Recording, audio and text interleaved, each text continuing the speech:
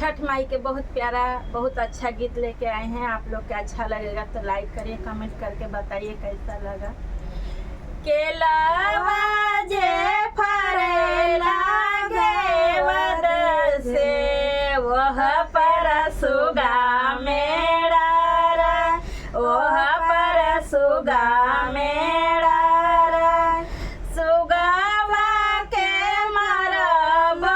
धनुषा से सुगा गिरहे मुरुजा सुगा गिरहे मुरुजा सुगानी जे रोवेले वियोग से आदित होई ना सहाय सूरज देव होई ना सहाय के हमारे सुगावा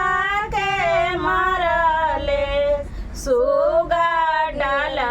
के सिंगार सुगा डाल के सिंगार नारियल जे फरेला घेवद से वही पर सुगा मेरा शरीफावा जे फरेला घेवद से ओह पर सुगा मेरा सुगावा के मरब धनुष से सुगा गिरहे मुरुझा सुगा गिरहे मुरुझा सुगानी जे रोवेले वियोग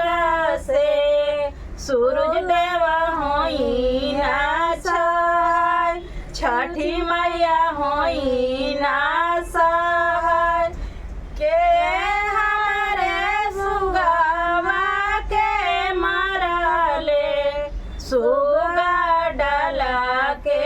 सिंगार सुगा डाल के सिंगार के शरीफा से फरेला घेवद से ओह पर सुगा मेरा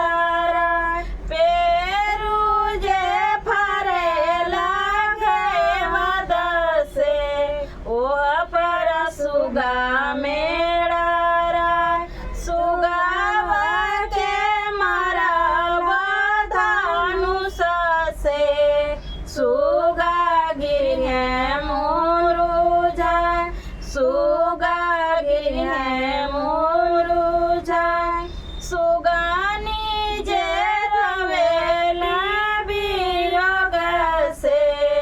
आदित्य देव होई ना